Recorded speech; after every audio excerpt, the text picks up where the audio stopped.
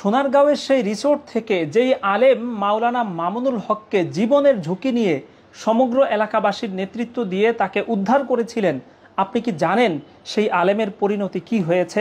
কতটা নির্মমভাবে তাকে দুনিয়া থেকে বিদায় নিতে হয়েছে? আজকে মাওলানা মামুনুল হকের মুক্তিতে আলহামদুলিল্লাহ আমরা সবাই অত্যন্ত আনন্দিত। কিন্তু আজকের এই আনন্দের দিনে আমরা অত্যন্ত শ্রদ্ধার সাথে এবং অত্যন্ত দুঃখের সাথে স্মরণ করতে চাই নারায়ণগঞ্জ সোনারগাঁওয়ের একটি মসজিদের ইমাম এবং খতিব মরহুম শহীদ মাওলানা ইকবাল রহমতুল্লাহ আলাইকে।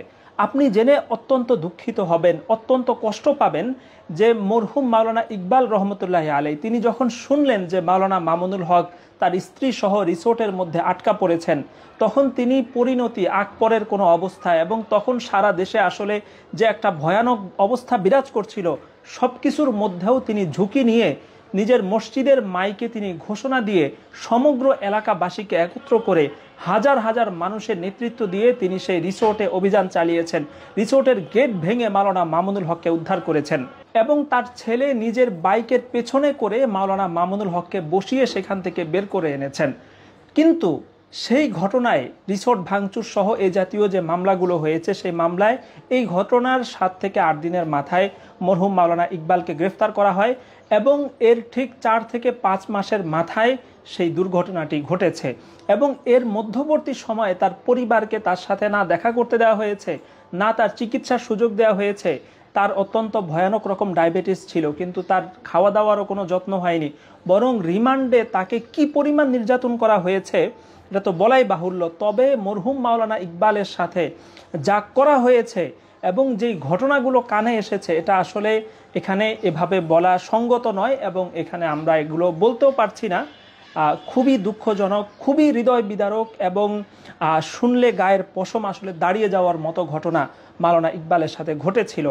এবং অত্যন্ত দুঃখের সাথে যেটি বলতে হয় যে তার গ্রেফতারের অর্থাৎ সোনারগাঁওয়ের সেই ঘটনার 4 থেকে 5 মাসের মাথায় একদিন মরহুম মাওলানা ইকবাল তিনি সম্ভবত তখন রিমান্ডে ছিলেন।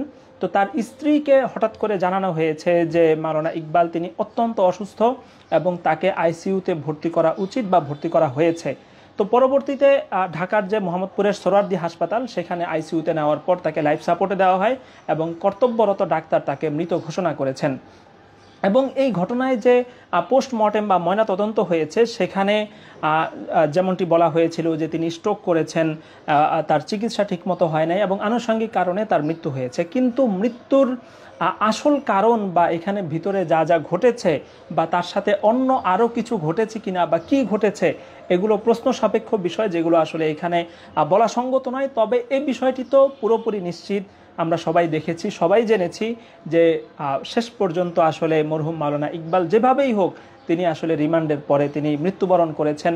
নির্মমভাবে তার দুনিয়া থেকে বিদায় ঘটেছে এবং তার জানাজার সময়ও যেখানে তিনি বছরের পর বছর ইমামতি করেছেন, 20 বছরের বেশি সময়, অত্যন্ত জনপ্রিয় তিনি সেই এলাকায়। তো সেখানে এলাকাবাসী জানতেও পারেনি তিনি মারা গেছেন, এলাকাবাসী জানতেও পারেনি যে তার জানাজা হচ্ছে, এলাকাবাসী জানতেও পারেনি যে তার দাফন হয়েছে।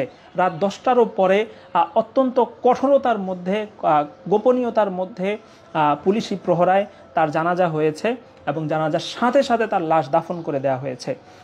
আমরা মাওলানা মামুনুল হক দামাত বারাকাতুহুমের মুক্তিতে আলহামদুলিল্লাহ অত্যন্ত আনন্দিত। কিন্তু মরহুম মাওলানা ইকবাল তিনি যেভাবে সেই ভয়ানক পরিস্থিতিতে জীবনের ঝুঁকি নিয়ে এত বড় একটা রিস্ক নিয়ে নিজের সন্তানদেরকে তিনি এতিম করেছেন, নিজের স্ত্রীকে তিনি বিধবা করেছেন, নিজের পার্থিব দুনিয়াদারিকে তিনি ধ্বংস করে বিসর্জন দিয়ে নিজের জীবনের বিনিময়ে একজন ইসলামী ব্যক্তিত্বের মান এবং সম্মানকে তিনি যেভাবে রক্ষা করেছেন এবং যেই কোরবানি, যেই ত্যাগ তাকে স্বীকার করতে হয়েছে, এই ত্যাগ এবং এই কোরবানির আসলে কোনো বিনিময় হয় না। মরহুম মাওলানা ইকবালকে আজকের এই আনন্দের মুহূর্তে আমরা অত্যন্ত শ্রদ্ধার সাথে, অত্যন্ত দুঃখের সাথে স্মরণ করছি এবং আড়ালের এই মহানায়ক তিনি যদি সেদিন ঝুঁকি নিয়ে মাওলানা মামুনুল হককে সেখান থেকে উদ্ধারের সেই ভূমিকা পালন না করতেন, তাহলে মাওলানা মামুনুল হক এবং তার স্ত্রীর সাথে সেখানে প্রাথমিক যেই অপমানজনক ঘটনা ঘটেছে সেটা যে কত দূরে গড়াতো এবং সেখানে আরও কি কি হতে পারত, সেটা আসলে অত্যন্ত চিন্তার বিষয় ছিল। সেই পরিস্থিতি থেকে আল্লাহ মাওলানা মামুনুল হক এবং তার শুভানুদ্দায়ী হিসাবে আমাদেরকে আল্লাহ তাআলা উদ্ধার করেছেন। মরহুম মাওলানা ইকবালের এই ত্যাগ, কুরবানি এবং বিসর্জনের বিনিময়ে আজকের এই আনন্দের মুহূর্তে আমাদের আসলে তার সেই অবদান, তার সেই কুরবানি এবং তার সেই ত্যাগকে স্মরণ করা উচিত, তার পরিবারের খোঁজখবর রাখা উচিত, তার জন্য দোয়া করা উচিত। আমরা দোয়া করছি তার জন্য যেন আল্লাহ রাব্বুল আলামিন তাকে জান্নাতুল ফেরদাউস দান করেন। আজকের এই আনন্দের মুহূর্তে অত্যন্ত শ্রদ্ধার সাথে স্মরণ করছি নারায়ণগঞ্জ সোনারগাঁওয়ের সেই অবিসংবাদিত সাহসী ইমাম মরহুম শহীদ ইকবাল রহমতুল্লাহ আলাইকে।